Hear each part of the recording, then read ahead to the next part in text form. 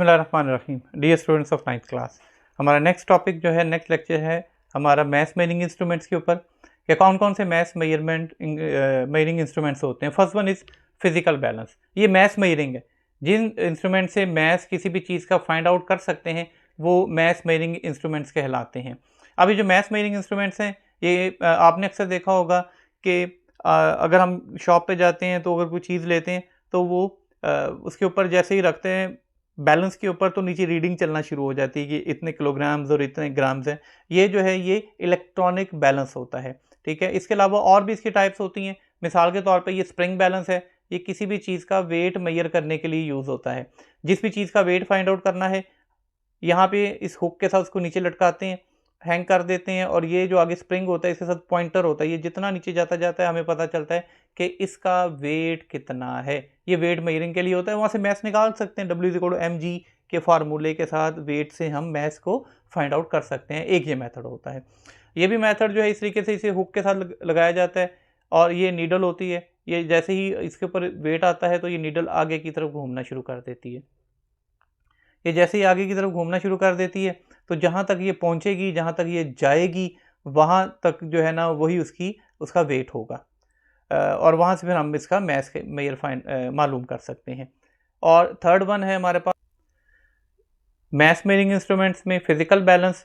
इसमें यहाँ पे नीचे ये नॉब होती है, पॉइंटर नॉब होती है। इस नॉब को जैसे ही घुमाया जाता है ये थोड़ा सा ऊपर होकर ये दोनों बिल्कुल फ्रीली जो है वो हैंग करते हैं। ये इसके पैन होते हैं। यहाँ पे नीचे बिल्कुल छोटा सी एक ये आगे जाके नीडल होती है जिसको कहते हैं पॉइंटर।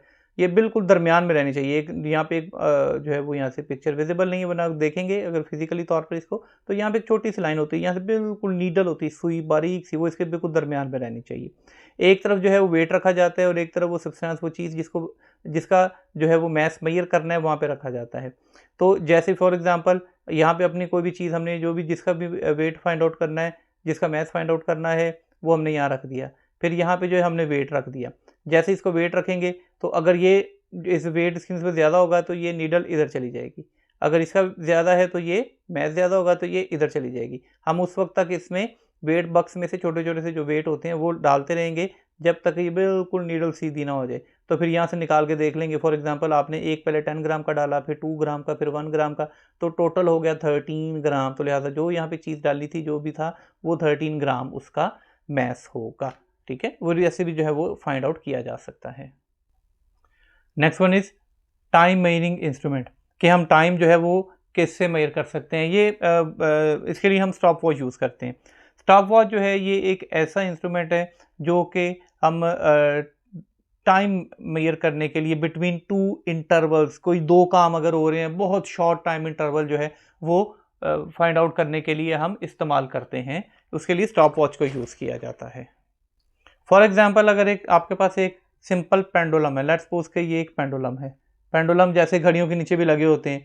ठीक है, ये यहाँ से यहाँ तक, इस पॉइंट को ए कह देते हैं, इस पॉइंट को बी कह देते हैं। अब मैं कहता हूँ कि मुझे एक टाइम जो है ना वो इसका 1 वाइब्रेशन, एक साइकिल जो है यहाँ से यहाँ तक, इसका टाइम जो है वो फाइंड आउट करना है। तो इसके लिए क्या किया जाता है, जैसे ही ये ए पॉइंट से इसको छोड़ते हैं तो स्टॉप वॉच के ऊपर एक नॉब होती है, छोटा सा बटन होता है, उसको दबा दिया जाता है। यहाँ से होके बी से होके जैसे ये ए पे आएगा तो दोबारा उसको दबा देंगे। जैसे आपने पहली बार दबाया था तो उसके अंदर जो है नीडल चलना शुरू हो जाती है। बी से जाने के बाद दोबारा जब ये ए पर आया तो इसको दोबारा रोक दिया जाता है। अब जितनी वो नीडल चली होती है उतना सेकंड इसको लगे होते हैं ए से बी और दोबारा बी से ए तक आने में, यानी कि 1 साइकिल, इसका 1 इंटरवल जो है वो पूरा हो चुका होता है। इस तरीके से जो है वो बड़ा शॉर्ट टाइम इंटरवल जो है वो फाइंड आउट किया जाता है इससे। अब इसकी जो दूसरी टाइप होती है ये एनालॉग है। ये एनालॉग है जिनके ऊपर नॉब लगी होती है और आप इसको दबाते हैं। दूसरे जो होते हैं ये डिजिटल होते हैं, ये ज़्यादा प्रिसाइज हैं। एनालॉग जो है ये 1/10 ऑफ अ सेकेंड, यानी कि 1 सेकेंड के 10वें हिस्से तक मालूम कर सकता है। लेकिन ये जो डिजिटल होते हैं ये उससे ज़्यादा प्रिसाइज होते हैं। ये उससे भी छोटी रीडिंग्स को ले सकते हैं। ये तकरीबन 1/100, 1 सेकेंड का 100वें हिस्से तक का जो है वो उसकी ये एक्यूरेट रीडिंग फाइंड आउट कर सकते हैं हम इसकी मदद से। इसका बहुत सिंपल होता है। उसी तरीके से ए पॉइंट पे से जैसे ही छोड़ेंगे नॉब को, इस बटन को दबा देंगे तो ये अंदर रीडिंग चलना शुरू हो जाएगी। जैसे बी से होकर दोबारा ए पे आया, इसको बंद कर देंगे। तो हमें पता चल जाएगा कितने सेकंड्स और उसके बाद आगे जो है वो 1/100 में कितने जो है ना वो सेकंड भी लगे हैं वो भी हमें बता देगा। उसके बाद ये ऊपर बटन होता है ये वाला, इसको जैसे ही दबाते हैं तो रीसेट हो जाता है, अगेन 0 हो जाता है। फिर हम इस तरीके से कई चीज़ों की जो है वो टाइम इंटरवल फाइंड आउट कर सकते हैं, छोटे से छोटा टाइम इंटरवल भी फाइंड आउट किया जा सकता है। ये आमतौर पर बिल्कुल नॉर्मल है आजकल जो है वो मोबाइल्स में और दूसरों में भी इंस्ट्रूमेंट्स में, ऐसी चीज़ों में भी जो है वो स्टॉप वॉचेस भी हैं, उसके अंदर स्टॉप वॉच होती है, वैसे भी स्टॉप वॉच आम वॉच के अंदर भी होती है, और लेबॉर्ट्री में जो है ना ये यूज़ किए जाते हैं। पहले जो है वो एनालॉग यूज़ किए जाते थे लेकिन ये इतने प्रिसाइज नहीं होते, तो लिहाजा आजकल डिजिटल यूज़ किए जाते हैं, ये कंपैरेटिवली ज़्यादा एक्यूरेट होते हैं। Next one is volume measuring instruments, कि हम वॉल्यूम अगर मालूम करना है किसी भी चीज़ का तो उसके लिए मेजरिंग सिलेंडर यूज़ किया जाता है। ये जो सिलेंडर है इसको मेजरिंग सिलेंडर कहते हैं। इसमें क्या किया जाता है कि ये नॉर्मली तौर पर जो है वो शीशे का या प्लास्टिक का बना हुआ होता है, इसके ऊपर यहाँ से 1 से लेकर 100 तक रीडिंग होती है। हमने जिस भी चीज़ का वॉल्यूम फाइंड आउट करना है उसको इसके अंदर डाला जाता है। डालने के बाद हम देखते हैं कि ये कहाँ तक इसकी रीडिंग आ रही है, तो जहाँ तक रीडिंग होगी वही इसका बेसिकली उसका वॉल्यूम होगा। बस इसमें जो यूज़ है उसमें आपने ख्याल रखना है कि आपने इसके बिल्कुल परपेंडिकुलर देखना है 90 के एंगल पे। फॉर एग्जांपल ये है तो यहाँ पे देखना है, अगर आप जो है वो थोड़े से ऊपर हैं, खड़े हुए हैं और ये रीडिंग इसकी नीचे है तो ये रॉन्ग रीडिंग देगा। यहाँ से भी देखेंगे तो रॉन्ग, बिल्कुल इसके परपेंडिकुलर पे जाकर 90 के डिग्री पे ऊपर जाकर आपने बिल्कुल सामने रख के इसको देखना होता है। यही करेक्ट मेथड होता है इसका देखने के लिए। दूसरी चीज़ इसमें ख्याल रखी जाती है, दैट मीन्स मनिस्कस। मनिस्कस किसे कहते हैं कि अगर आप जो है वो कोई भी लिक्विड डालते हैं इस सिलेंडर के अंदर, अब ये देखना है कि वो लिक्विड जो है वो कलरलेस है या फिर कलर्ड है। अगर आप पानी का एक गिलास लें, आधा ग्लास पानी का लें, शीशे का ग्लास हो, उसको आप देखेंगे, गौर से देखेंगे आपने, बिल्कुल जैसे मैंने बताया परपेंडिकुलर 90 के एंगल पे बिल्कुल सामने अपने रख के उसको आपने देखना है। तो आप देखेंगे वाटर के आपको 2 लेवल्स नज़र आएंगे अगर आपके पास पानी है तो, एक थोड़ा सा नीचे, एक थोड़ा सा ऊपर, बहुत छोटा सा फर्क होगा लेकिन थोड़ा सा उनके अंदर डिफरेंस ज़रूर होगा। अब यह है कि अगर तो जो है वो आपका कलरलेस है जैसे पानी है, तो उसमें से आपने जो नीचे वाली रीडिंग होगी यहाँ से वो लेंगे, वो ज़्यादा एक्यूरेट और प्रिसाइज बिल्कुल एक्यूरेट वो हो जाएगी। लेकिन अगर कोई कलर्ड है, कोई रंगदार है, जैसे कि अगर आपने पानी के अंदर इंक डाल दी है, कोई कलर है उसका, तो ऐसी सूरत में जो ऊपर वाला होगा वो वाली रीडिंग ली जाएगी, वो उसकी एक्चुअल रीडिंग होगी। तो मनिस्कस बोला जाता है और इस चीज़ को ख्याल रखा जाता है जब ये मेजरिंग सिलेंडर यूज़ किया जाता है। तो इसमें से कलर्ड लिक्विड और कलरलेस लिक्विड जो है, यानी कि अगर वाटर है या कोई कलर्ड है, तो दोनों सूरतों में उसको इस चीज़ का ख्याल रख के मनिस्कस लिया जाता है। और दूसरी बात इसमें आपका आई लेवल होता है कि ये बिल्कुल उसके ऊपर जो है वो इसके साथ 90 की डिग्री के ऊपर होना चाहिए। तो यही करेक्ट मेथड होता है इसको यूज़ करने का। नेक्स्ट मेथड है displacement can method. Displacement can method का क्या मतलब होता है कि इसमें हम जो है वो वाटर की डिस्प्लेसमेंट, फॉर एग्जांपल ये ख़ास किस्म के हमारे पास जो है ना वो लेबॉर्ट्री में इंस्ट्रूमेंट्स होते हैं, हमने इसको जो है वो एक नॉन क्वांटिटी, लेट्स सपोज कि हमने इसके अंदर 100 ml पहले डाल दिया, पहले जो है वो 100 मिलीलीटर डाल दिया। अब हम जो है वो किसी भी चीज़ का वॉल्यूम फाइंड आउट करना चाहते हैं। जब हमने वॉल्यूम फाइंड आउट करने के लिए इसको ऐसे इसके अंदर हैंग कर दिया, तो जितना पानी जो है वो इसमें से डिस्प्लेस होके इसके अंदर आएगा, मतलब वो इसका वॉल्यूम है। चूँकि 100 तक तो यहाँ तक था और ये बिल्कुल भरा हुआ था, जैसे ही जो ये निकला वो उतना ही वॉल्यूम इसका डिस्प्लेस हुआ है जितना ये इसके अंदर आया है। तो लिहाजा इस तरीके से हम इसका वॉल्यूम फाइंड आउट कर सकते हैं। अब ये वाला जो है वो इर्रेगुलर ऑब्जेक्ट्स के लिए, इर्रेगुलर बॉडीज़ के लिए यूज़ किया जाता है। एक्सप्लेनेशन के लिए मैं आपको समझाता हूँ। फॉर एग्जांपल आपने जो है वो किसी भी बॉडी की जो है वो डेंसिटी फाइंड आउट करनी है। कोई बॉडी आपको कह देते हैं ये डेंसिटी फाइंड आउट करें, तो डेंसिटी का क्या फार्मूला होता है?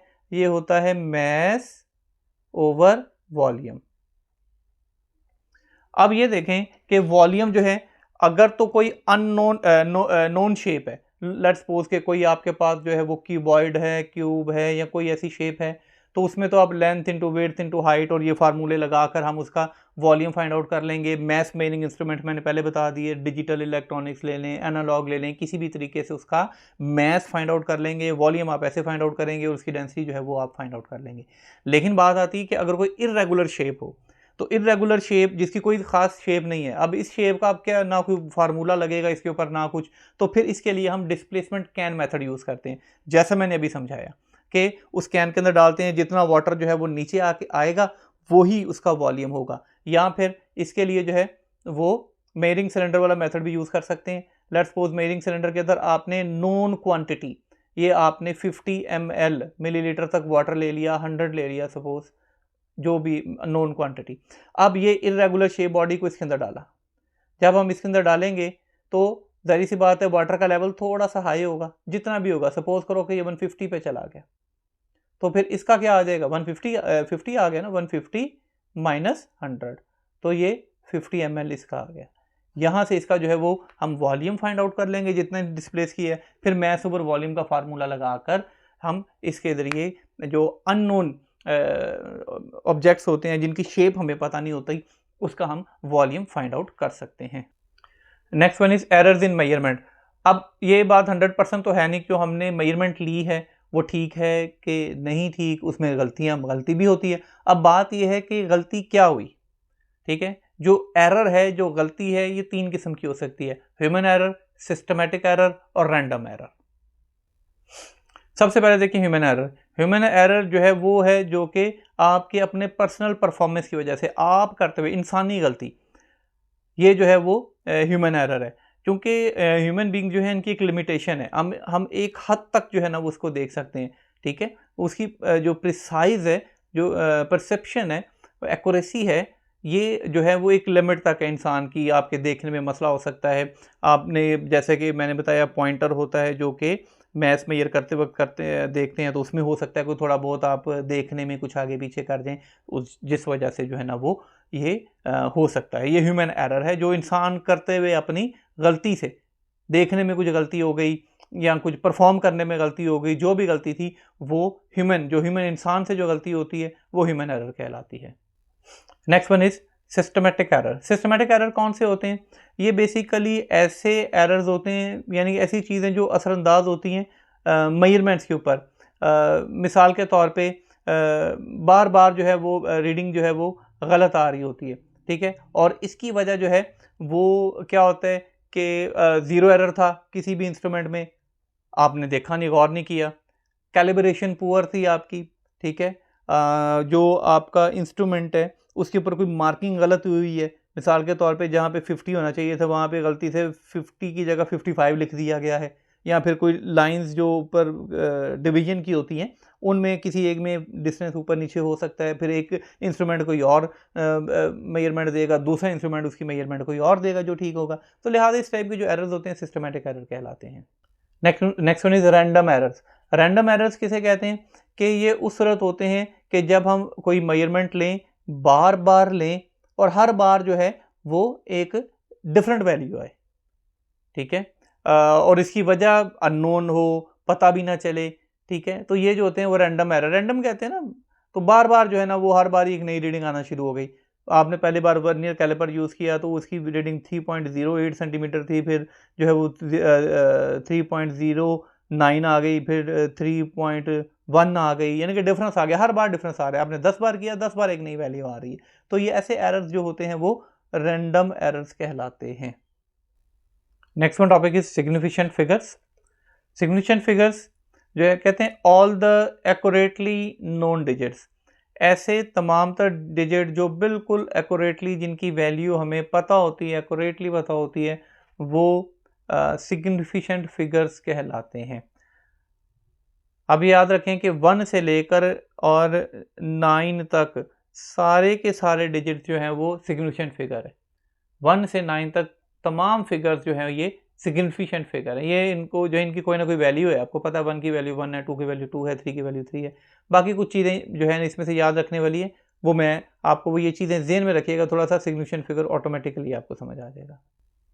अब फॉर एग्जांपल अगर आपके पास आ जाता है 2.4567, अब ये देखिए इसमें सारे के सारे जो डिजिट हैं वो 1 से लेके 9 के दरमियान हैं, तो लिहाजा इसमें सिग्निफिकेंट फिगर्स कितने हो जाएंगे, 1 2 3 4। तो लिहाजा सिग्निफिकेंट फिगर जो है ये 4 सिग्निफिकेंट फिगर्स हैं। इसके बाद अगर आ जाता है कि 0.004567, अब ये पॉइंट के बाद ये जो ज़ीरोज़ हैं ये काउंट नहीं होंगे, ये सिग्निफिकेंट फिगर्स नहीं है। सिर्फ ये ही सिग्निफिकेंट फिगर हैं। तो कौन से सिग्निफिकेंट फिगर आ गए इसमें भी 4 ही आए। लेकिन अगर यही क्वेश्चन यू आ जाए 1.004567 तो इसमें सिग्निफिकेंट फिगर क्या हो जाएगा, फिर यहाँ से शुरू होगा 1 2 3 4 5 6 7, तो सिग्निफिकेंट फिगर जो है वो 7 है। इससे क्या पता चला कि 0 जो है वो खुद तो कोई सिग्निफिकेंट फिगर नहीं है, लेकिन अगर वो दो सिग्निफिकेंट फिगर के दरमियान में आ जाए तो वो एक सिग्निफिकेंट फिगर होगा। मिसाल के तौर पर 2078, अब 1 2 ये भी सिग्निफिकेंट फिगर है, ये भी, इसके दरमियान में 0 आ गया तो अब ये भी सिग्निफिकेंट फिगर काउंट होगा। तो अब सिग्निफिकेंट फिगर इसमें 4 हो गए, तो लिहाजा और एंड में अगर 0 आ जाए 2780 तो ये सिग्निफिकेंट फिगर हो भी सकता है और नहीं भी, लेकिन नॉर्मली तौर पर इसको सिग्निफिकेंट फिगर काउंट नहीं किया जाता।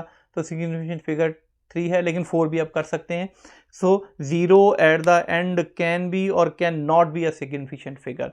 सो सिग्निफिकेंट फिगर की डेफिनेशन बाय डेफिनेशन क्या हो गया, all the accurately known digits are known as significant figure. Exactly जिनकी वैल्यू पता होती है सबकी, वो सिग्निफिकेंट फिगर होते हैं। 0 नॉन सिग्निफिकेंट फिगर है, लेकिन अगर 0 दो सिग्निफिकेंट फिगर के दरमियान में आ जाए तो वो भी सिग्निफिकेंट फिगर ही काउंट होगा। और 0 at the end can be और कैन नॉट बी, ये 3-4 चीज़ें आपने सिग्निफिकेंट फिगर से रिलेटेड याद रखनी है। ये हमारा लास्ट टॉपिक था इस चैप्टर का। बाकी आगे जो है वो प्रिसीजन और एक्यूरेसी है। अगर स्टिल कोई कन्फ्यूजन हो तो आप कमेंट कर दीजिएगा, मैं इसके ऊपर भी वीडियो अपलोड कर दूंगा। लेकिन इम्पॉर्टेंट चीज़ जो है वो फिर नेक्स्ट चैप्टर, इसी चैप्टर के न्यूमेरिकल है। इंशाल्लाह ताला नेक्स्ट जो लेक्चर होगा वो चैप्टर नंबर 1 जो है वो इसके न्यूमेरिकल से रिलेटेड होगा। स्टिल कोई कन्फ्यूजन हो या फिर बीच में टॉपिक में से कुछ आप पूछना चाहते हो तो आप कमेंट करें और पूछें। Thank you.